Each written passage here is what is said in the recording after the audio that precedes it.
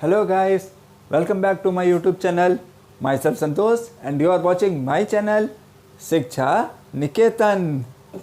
Now today's my new topic is the Happy Prince. आज का मैंने टॉपिक लिया है क्लास 9 सप्लीमेंट्री रीडर से chapter number 5 the happy Prince. तो चलिए आइए बिना टाइम वेस्ट के हम चलते हैं आज के अपने चैप्टर पर।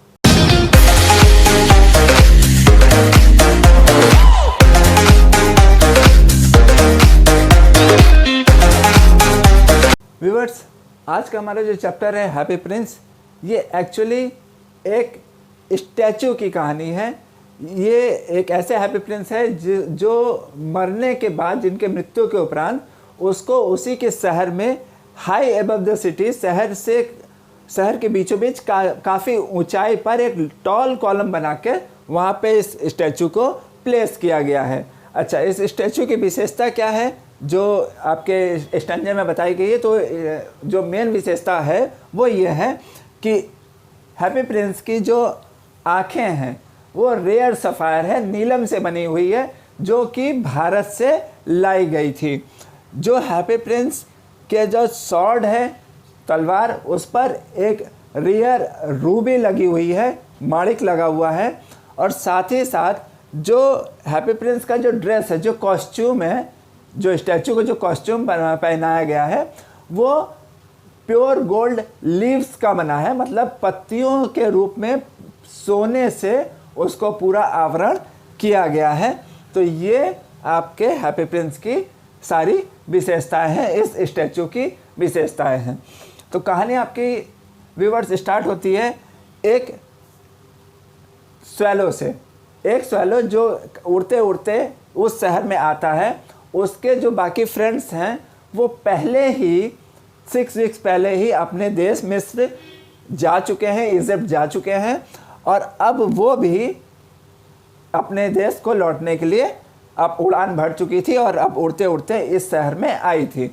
और रात काफ़ी हो जाने की वजह से वो एक जगह रुकती है और रुक के ये सोचती है कि मैं कहाँ पर स्टे करूं। तो उसे हैप्पी प्रिंस का ये टॉल कॉलम दिखता है, तो वो सोचती है कि मैं चलो इसी टॉल कॉलम में जाती हूँ, इसी में बैठती हूँ, वहाँ पे मुझे plenty of fresh air available हो जाएगा, मिल जाएगा, तो मैं चलती हूँ उसी कॉलम पे बैठ जाती हूँ। और वो आती है और जब इस कॉलम के पैरों के पास, दैट मीन आपके हैप्पी प्रिंस के पैरों के पास जाके जब बैठती है, तो वो ये सोचती है कि वाह, अब तो मुझे गोल्डन बेडरूम मिल गया। क्यों? क्योंकि हैप्पी प्रिंस पूरा गोल्डन का बना था। तो वो उसके पैरों के पास बैठ जाती है और जैसे ही सोने के लिए अपने सर को अपने पंखों में डालती है, सडनली एक ड्रॉप, वाटर ड्रॉप उसके सर पे आके गिरता है। तो जब वो पानी की बूंद उसके सर पे गिरती है तो वो ये सोचती है कि नॉट अ सिंगल क्लाउड, एक भी बादल नहीं है, तारे टिमटिमा रहे हैं, चंद्रमा अपने पूरी छटा बिखेरे हुआ है, तो पानी कहाँ से गिर रहा है? अभी वो ये सोच ही रही होती है कि सडनली एक सेकंड ड्रॉप आके उसके सर पे गिरता है। इससे वो काफ़ी परेशान हो जाती है और कहती है कि ऐसे स्टैचू किस काम का जो कि बारिश को ही ना रोक पाए। तो वो ये सोचकर अपने पंख खोल के बस उड़ने की कोशिश करती है कि सडनली थर्ड ड्रॉप उसके सर पे आके फिर गिरता है और वो पूरी तरह से भीग जाती है। अब की बार जब वो भीग जाती है तो ऊपर सर करके देखती है, तो क्या देखती है कि हैप्पी प्रिंस, जिसके कि चीक्स प्योर गोल्ड के थे, उसके आँखों से आंसू बह रहा है और मून लाइट में उसका वो चेहरा देखने में बहुत ही सुंदर दिख रहा था। तो जो स्वैलो थी वो हैप्पी प्रिंस से पूछता है कि ओह, हु आर यू, तुम कौन हो? तो इस पे हैप्पी प्रिंस उससे कहता है कि मैं हैप्पी प्रिंस हूँ। तो इस पे स्वैलो हैप्पी प्रिंस से बोलती है, अगर तुम हैप्पी प्रिंस हो तो फिर रो क्यों रहे हो? तो इस पे हैप्पी प्रिंस बोलता है, बिकॉज जब मैं जीवित था तब मेरे महल में सौरों को आना अलाउ नहीं था, वहाँ पे कोई कष्ट, कोई दुख नहीं आता था। मैं जीवन भर सुख में ही जिया और सुख में ही मरा, इसीलिए मेरे कर्टियर्स मुझे हैप्पी प्रिंस के नाम से पहचानते थे और मुझे उन्होंने ये नाम रखा था, लेकिन अब जब मैं डेड हो चुका हूँ, मेरी मृत्यु हो चुकी है, तो मुझे उन्हीं कर्टियस ने इस शहर के बीचों बीच एक स्टैचू बना के खड़ा कर दिया है, जिसको कि पूरा गोल्ड का बना दिए हैं, बट मेरा जो हार्ट है उसको उन्होंने लीड का बना दिया, जिससे कि मैं यहाँ के इस शहर के दुख को, सौरों को, तकलीफ़ को फील कर सकूं, लेकिन उनकी कोई मदद ना कर सकूं। तो इस पे स्वैलो हैप्पी प्रिंस से बोलती है कि क्या इसका मतलब तुम प्योर गोल्ड के नहीं हो? तो इस पर हैप्पी प्रिंस स्वैलो की बात को नज़रअंदाज करते हुए अपनी बात बोलने लग जाता है और क्या कहता है, यहाँ से थोड़ी दूर पर एक गली में मैं एक घर को देख पा रहा हूँ, जहाँ पर कि एक सीमस्ट्रेस एक सैटिन गाउन पे एम्ब्रॉयडरिंग का काम कर रही है और वो काफ़ी एजड है, बूढ़ी है। उसी के पीछे उसका लड़का लेटा हुआ है, लेकिन वो बीमार है, फीवर है उसे, और वो उसी से करा रहा है और अपनी माँ से वो ऑरेंजेस की डिमांड कर रहा है, लेकिन उसकी माँ के पास सिवाय रिवर वाटर देने के और कोई भी चीज़ नहीं है। तो इस पर हैप्पी प्रिंस स्वैलो से कहता है कि स्वैलो स्वैलो लिटिल स्वैलो, क्या तुम मेरी एक छोटी सी मदद नहीं कर दोगे? तो स्वैलो उस पर हैप्पी प्रिंस से बोलती है कि मैं ऑलरेडी लेट हो चुकी हूँ, मुझे इजिप्ट जाना है, मेरे फ्रेंड 6 वीक पहले ही वहाँ पहुँच चुके हैं, वो सब मेरा वेट कर रहे होंगे, मुझे वहाँ इजिप्ट जाना है। लेकिन इस पर हैप्पी प्रिंस उससे कहता है कि क्या तुम्हें वो छोटे से बच्चे की तकलीफ़ दिख रही है स्वैलो? देखो बेचारा बुखार से कैसे तड़प रहा है। तो इस पर स्वैलो कहती है कि सॉरी, लेकिन मैं इसमें लेट हो जाऊंगी, मैं नहीं जा सकती।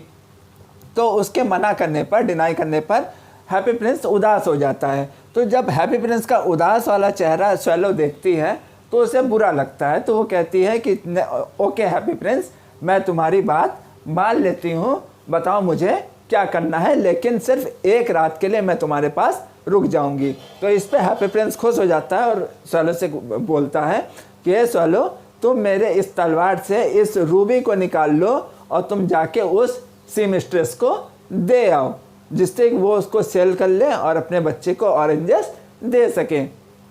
तो वो स्वैलो उसके स्वॉर्ड से उस रूबी को निकाल लेती है और उड़ते हुए जाती है। उड़ते हुए सबसे पहले वो वहाँ के जो मेन चर्च है उसको क्रॉस करती है, फिर जो उनका महल है महल को क्रॉस करती है। महल को जब क्रॉस करती है तो क्या देखती है कि महल में डांस चल रहा होता है और उसी महल के बैल्कनी में वही राजकुमारी या कह लीजिए क्वीन अपने लवर्स के साथ आती है और उसी सीमस्ट्रेस के बारे में बात करती है। और क्या कहती है कि अपने लवर्स से कि मैंने अपने सीमस्ट्रेस को अपना सैटिन गाउन दिया हुआ है, उस पर एम्ब्रॉयडरिंग करने के लिए ढेर सारे उसको फ्लावर्स भी दिए हैं, लेकिन मुझे पता है कि वो सीमस्ट्रेस बड़ी लेज़ी किस्म की है, वो पता नहीं ऑन टाइम मेरा सैटिन गाउन कंप्लीट कर भी पाएगी कि नहीं कर पाएगी। तो इस बात को सुन के स्वैलो और आगे निकल जाती है। जाने के बाद वो वहाँ का जो नदी है उस नदी को भी पार करती है। नदी को पार करने के बाद तब जब उसे वो घर दिखता है तो घर में खिड़की से अंदर जब स्वैलो घुसती है तो क्या देखती है कि वो जो सीमस्ट्रेस है वो काफ़ी थक जाने की वजह से नींद आ जाती है और वो वहीं पे थक हार के सो जाती है। पीछे उसका लड़का करा रहा होता है, बुखार से तड़प रहा होता है। तो स्वैलो क्या करती है, वही रूबी को उसके सर के पास रख के अपने पंखों से उस बच्चे को हवा करती है, तो उस बच्चे को काफ़ी आराम मिलता है। तो वो नींद में ही आधे होश में रहकर वो बोलता है कि कितनी ठंडी लग रही है, मुझे कितना सुकून मिल रहा है। तो इतना करके फिर स्वैलो उड़ते उड़ते वापस हैप्पी प्रिंस के पास आ जाती है और उससे अपने किए गए सारे काम के बारे में उसको बताती है और यह भी कहती है कि अब मुझे वाकई में बहुत ज़्यादा गर्मी लग रही है। तो इस पे हैप्पी प्रिंस स्वैलो से कहता है कि हाँ, क्योंकि तुमने बहुत मेहनत वाला और बहुत अच्छा काम किया है, इसलिए तुम्हें थकान हो रही होगी, तुम्हें गर्मी लग रही होगी। तो इतना कहने के बाद चूंकि स्वैलो थकी होती है इसलिए वो वहीं पर हैप्पी प्रिंस के पैरों के पास सो जाती है। नेक्स्ट डे मॉर्निंग वो स्वैलो नदी में एक छोटा सा बाथ लेती है। बाथ लेने के बाद उसी शहर के बीचों बीच जो चर्च है, चर्च के टॉप कॉलम में जाके बैठ जाती है और ये सोचती है कि आज तो मुझे इजिप्ट जाना है, आज शाम को मैं इजिप्ट जाऊंगी। और सारा दिन भर वो शहर का पूरा चक्कर लगाने के बाद जैसे ही मून शाम को निकलता है वो उड़ के जाती है हैप्पी प्रिंस के पास और कहती है कि हे हैप्पी प्रिंस, अब मैं इजिप्ट जा रही हूँ, अगर तुम्हें कोई मैसेज देना हो, कोई कमीशन देना हो तो मुझे दे दो। तो इस पे हैप्पी प्रिंस स्वैलो से कहता है कि स्वैलो स्वैलो लिटिल स्वैलो, क्या तुम मेरे साथ एक रात और नहीं रुक सकती?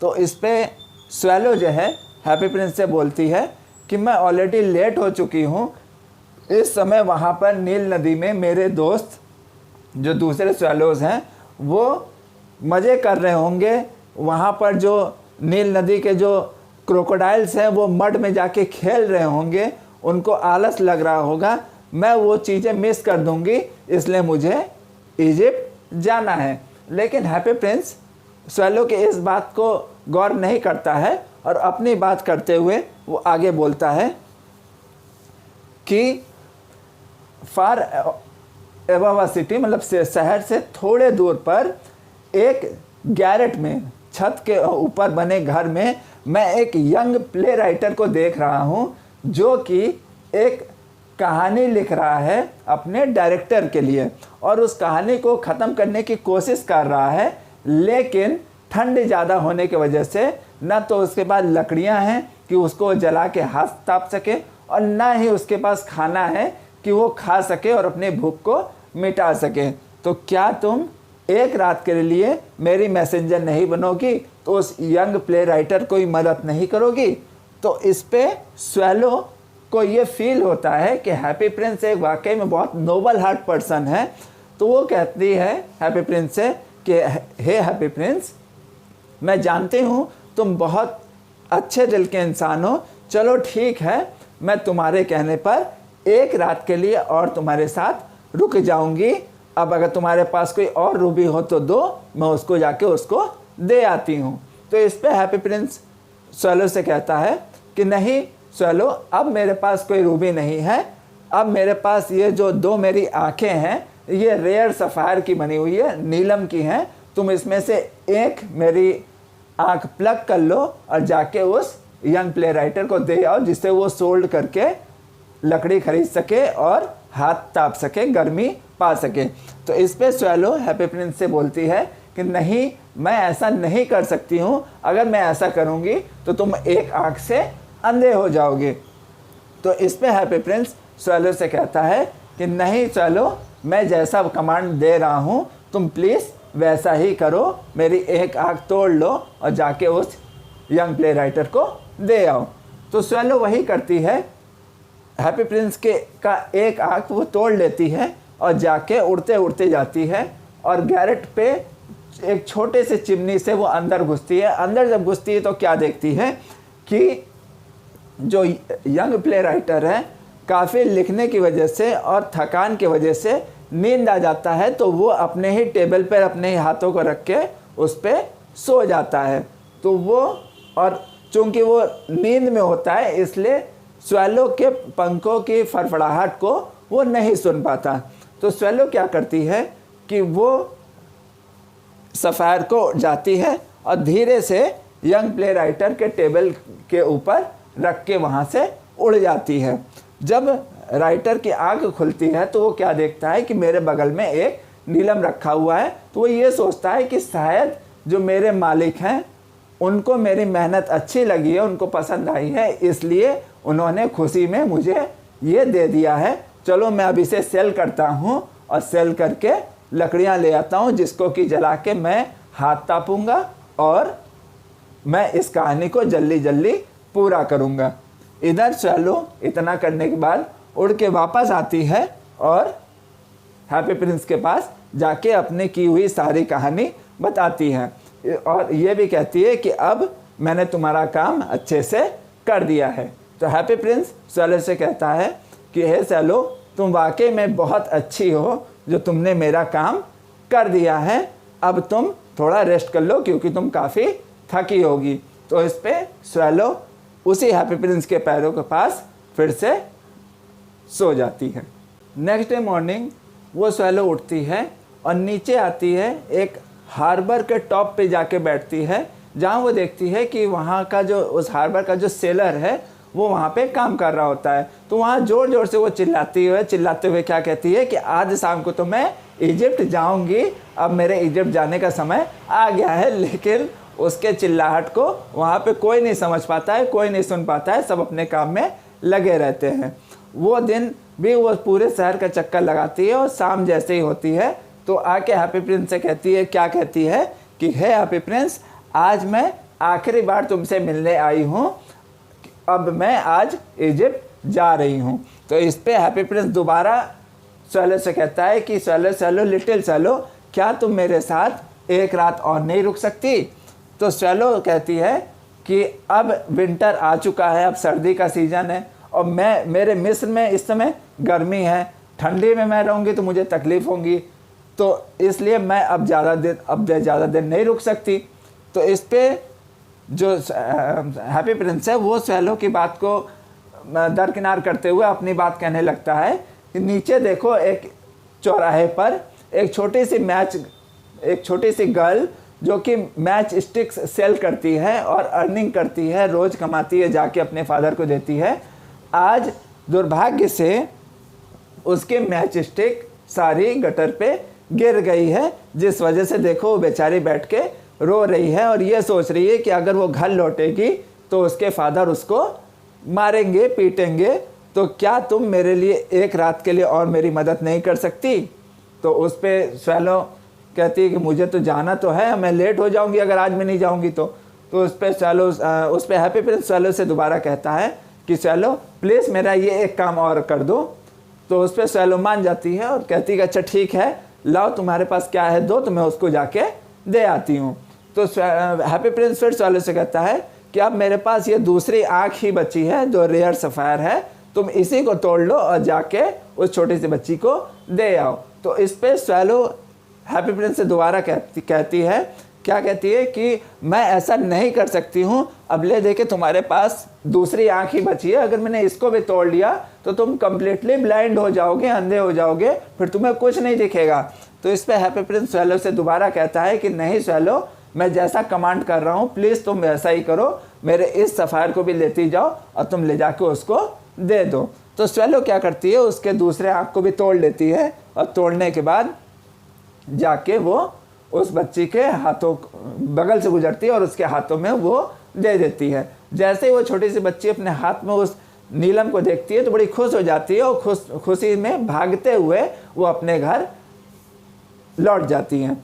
इधर स्वैलो दोबारा लौट के फिर हैप्पी प्रिंस के पास आती है और उससे कहती है कि now you are completely blind, अब तुम टोटली अंधे हो चुके हो, इसलिए हैप्पी प्रिंस अब मैं तुम्हें छोड़ के नहीं जाऊंगी, अब मैं हमेशा तुम्हारे साथ ही रहूंगी। लेकिन इस पे जो हैप्पी प्रिंस है वो स्वैलो से कहता है कि नहीं स्वैलो, तुम मेरे साथ मत रुको, तुम अपने घर जाओ, तुमने मेरा सारा काम कर दिया है। तो इस पे स्वैलो कहती है नहीं हैप्पी प्रिंस, तुम एक बहुत ही नोबल हार्ट पर्सन हो और ऐसी कंडीशन में जबकि तुम कम्प्लीटली ब्लाइंड हो, मैं तुम्हें छोड़ के नहीं जा सकती, इसलिए अब जीवन भर मैं तुम्हारे साथ ही रहूंगी। और उसके ये कहने के बाद ही वो हमेशा हैप्पी प्रिंस के कंधे पे बैठ जाती है और वहीं पे सोती है और पूरे शहर की हाल, अपने आंखों देखा हाल हैप्पी प्रिंस को बताती रहती है। तो जब सारे कहानी हैप्पी प्रिंस सुन लेता है तो स्वैलो से कहता है हैप्पी प्रिंस क्या कि स्वैलो, शहर के अमीर लोग तो ठीक है, लेकिन मुझे परवाह उन लोगों की है जो गरीब है, जिनके पास न तो तन ढकने के कपड़े हैं और न सर पे कोई छत है। तो प्लीज़ तुम शहर पे एक बार जाओ और उन सब की स्थिति देख के आके मुझे बताओ। तो स्वैलो उड़ती है, उड़ के जाती है और पूरे शहर को चक्कर लगाती है। तो सबसे पहले क्या देखती है कि अमीर जो लोगों के घर हैं उसके बाहर कुछ बैगर्स बैठे हुए हैं, भिखारी लोग बैठे हुए हैं जो भीख की आशा में बैठे हैं। न तो उनके पास खाने के लिए रोटी है और न पहनने के लिए कपड़े हैं। फिर वो और आगे जाती है तो क्या देखती है कि एक ब्रिज पे किनारे दो भाई, छोटे छोटे बच्चे हैं, आपस में बैठे हैं और एक दूसरे को बाहों से पकड़कर गर्मी देने की कोशिश कर रहे हैं, क्योंकि ठंड बड़ी है। तो वो कोशिश कर रहे थे कि एक दूसरे को गर्मी दे सके और सो सके। और एक दूसरे से वो कह रहे थे कि भाई आज हमें बहुत भूख लगी है, लेकिन हमारे पास खाने को रोटी नहीं है। इस पर वो वॉचमैन आ जाता है और उन दोनों भाइयों को वहाँ से खदेड़ देता है, भगा देता है, ये कह के ये तुम्हारी सोने की जगह नहीं है, तुम लोग यहाँ से हटो। तो ये दोनों चीज़ें स्वैलो देखती है और आके हैप्पी प्रिंस को पूरी चीज़ें बताती है। जब हैप्पी प्रिंस ये सारी बातें सुनता है तो स्वैलो से बोलता है कि ए मेरे प्यारी स्वैलो, मुझे देखो, मैं पूरा गोल्ड का लीफ से जड़ा हुआ हूँ। मतलब हैप्पी प्रिंस का पूरा चूँकि गोल्डन लीफ से बना जड़ा हुआ था, तो वही वो स्वैलो से कहती है कि हे स्वैलो, मेरे इन लीव्स को 1 बाय 1 तुम उतार लो और जाके उन गरीब दुखियारों की मदद कराओ, क्योंकि ये प्योर गोल्ड के बने हैं। वो इसको सेल आउट करके अपने लिए कपड़े खरीद लेंगे, जलाने के लिए लकड़ी खरीद लेंगे और खाने के लिए रोटी खरीद लेंगे। तो स्वैलो वही करती है, हैप्पी प्रिंस के हर एक सोने की लीव्स को, पत्तियों को 1 बाय 1 प्लग करती है, तोड़ती है और जाके 1 बाय 1 वो बैगर्स को देती है। उसके बाद उन दोनों भाइयों को देती हैं जो ब्रिज के नीचे बैठे रहते थे, सोने के लिए वेट कर रहे थे। तो जाके उनको वो सारे लीव्स दे देती है। जब उस भिखारियों को और उन दोनों भाइयों को जब वो सोने की लिप्स मिलती है तो बड़े खुश हो जाते हैं और वो आपस में कहते हैं कि चलो अब हमें रोटी के लिए भटकना नहीं पड़ेगा, अब हम इसे बेच के रोटी खरीद सकते हैं और अपनी भूख मिटा सकते हैं। इतनी ही बात होती है कि सडनली ही स्नोफॉल चालू हो जाता है, बर्फ़ गिरने लग जाती है। पूरा शहर बर्फ़ की चादर में तब्दील हो जाता है। छोटे छोटे बच्चे बर्फ़ में स्केटिंग करने लगते हैं। लेकिन ये हालात जो स्वैलो है उसके लिए बड़ा ख़तरनाक साबित होता है। होता क्या है, इसको ठंड बहुत ज़्यादा लगने लग जाती है। ये अपने आप को गर्म करने के लिए पंखों को फड़फड़ाती है, इधर उधर भागती है, लेकिन इसको ठंडी लगनी कम नहीं होती। फाइनली एक स्टेज ऐसा आता है जब इसे फील हो जाता है कि अब मैं मरने वाली हूँ। तो ये आखिरी उड़ान भरती है, अपनी सारी ताकत बटोरती है और आखिरी उड़ान भर के आती है हैप्पी प्रिंस के पास दोबारा। और लास्टली आके क्या कहती है कि हैप्पी प्रिंस, मैं आज आखिरी बार तुमसे मिलने आई हूँ। तो हैप्पी प्रिंस स्वैलो की ये बात सुन के बड़ा खुश हो जाता है। हैप्पी प्रिंस स्वैलो से कहता है कि चलो स्वैलो, ये बहुत अच्छी बात है कि तुम आज अब फाइनली अपने घर को जा रही हो। अपना घर आखिर अपना ही होता है। बहुत बहुत मुबारक हो कि तुम अपने घर को जा रही हो। तो इस पे स्वैलो हैप्पी प्रिंस से बोलती है कि नहीं, मैं अपने घर नहीं जा रही हूँ, मैं तो मृत्यु के घर जा रही हूँ। क्यों? क्योंकि मृत्यु भी जीवन का भाई ही होता है। तो क्या तुम मुझे एक परमिशन दोगे कि मैं तुम्हारे हाथ को किस कर सकूं? तो इस पे हैप्पी प्रिंस स्वैलो से कहता है कि चूंकि मैं तुम्हें बहुत प्यार करता हूं, इसलिए तुम मेरे हाथ में नहीं बल्कि तुम मेरे लिप पे किस कर सकती हो। तो फाइनली स्वैलो हैप्पी प्रिंस के लिप्स पे किस करती है और वहीं पर उसकी डेथ हो जाती है। मृत्यु के बाद वो हैप्पी प्रिंस के पैरों पे ही जाके गिर जाती है।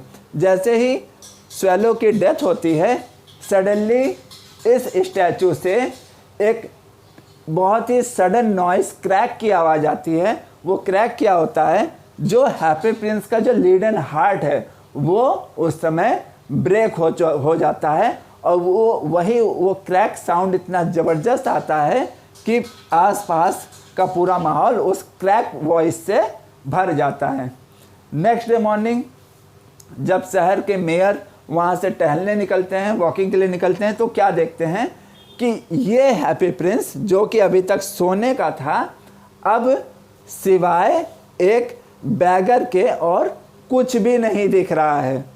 तो वो अपने स्टाफ्स को कहते हैं कि ये हैप्पी प्रिंस अब खूबसूरत नहीं रहा, अब इस स्टैचू को यहाँ से रिमूव करो और डिसमेंटल के लिए भेज दो।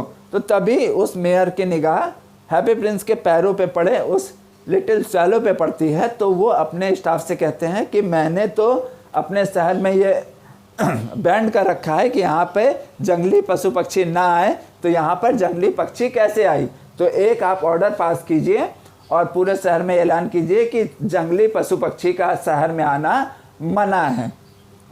तो इस पे क्या होता है कि जो डिसमेंटल वाले होते हैं उस मरे हुए जो स्वैलो को एक डस्टबिन में फेंक देते हैं और हैप्पी प्रिंस को लेके चले जाते हैं डिसमेंटल करने। जब डिसमेंटल किया जाता है तो वहाँ पर डिसमेंटल करते समय वहाँ के जो लोग हैं वो देखते हैं कि हैप्पी प्रिंस का जो हार्ट है वो लीडन का है, वो डिसमेंटल नहीं हो सकता। तो वो उसी हार्ट को लीडन हार्ट को वो डस्टबिन में फेंक देते हैं और लकली वो हार्ट वहीं पर फेंकते हैं जहाँ पर कि आपका जो लिटिल स्वैलो है वहाँ उस पर डेड बॉडी पड़ी रहती है। तो व्यूअर्स, कहानी यहीं पे समाप्त हो जाती है, लेकिन राइटर ने थोड़ा सा कहानी में और ऐड किया है। ऐड क्या किया है आगे चलिए मैं बता रहा हूँ कि इसके आगे नेक्स्ट पार्ट में स्वर्ग की बात आती है। स्वर्ग में जो देवता हैं, जो गॉड हैं, वो अपने एंजल्स को परमिशन देते हैं कि जाओ तुम अर्थ में से 2 सबसे मोस्ट प्रीसियस थिंग्स लेकर मेरे लिए लेकर आओ। तो एंजल्स पृथ्वी पर आते हैं और 2 चीज़, एक हैप्पी प्रिंस का लीडन हार्ट और दूसरा जो स्वैलो है, इन दोनों को लेते हैं और अपने हेवन में वापस लौट जाते हैं। जब वापस लौट के वो गॉड को देते हैं एंजल्स, तो गॉड एंजल से कहते हैं कि तुमने बिल्कुल सटीक चीज़ लाया है, तुम उन्हीं दोनों को लेकर आए हो जो कि सबसे मोस्ट प्रीसियस थिंग्स है और इससे ज़्यादा प्रीसियस थिंग्स नहीं हो सकता। तो इसलिए मैं ये वरदान देता हूँ कि जो स्वैलो है ये मेरे स्वर्ग के गार्डन में हमेशा सुंदर सुंदर आवाज़ में गाती रहेगी। और ये जो हैप्पी प्रिंस है, चूँकि इसका हार्ट बहुत ही कोमल था और हमेशा दूसरों के लिए धड़कता था, इसलिए अपने उसी कोमल हार्ट से ये हमेशा हमारे स्वर्ग के गार्डन में हम लोगों की स्तुति करता रहेगा। तो दोस्तों, यहाँ पर आपका ये the chapter the happy Prince यहीं पर आपका समाप्त होता है। तो now this is the end of my this chapter the happy Prince. दोस्तों, अगर आपको मेरी एक्सप्लेन की हुई ये कहानी अच्छी लगी हो तो प्लीज़ आप लाइक ज़रूर कीजिएगा, शेयर ज़रूर कीजिएगा और सब्सक्राइब ज़रूर कर दीजिएगा, जिससे कि मेरे लेटेस्ट वीडियो अपडेट्स आपको हमेशा सबसे पहले मिले, और साथ ही बेल आइकन को भी प्रेस कर दीजिएगा। तो ओके दोस्तों, that's the end of my side. I will be right back again with a new story, with a new chapter of class 9th supplementary reader. Till then, goodbye. Do take very good care of self. Bye bye.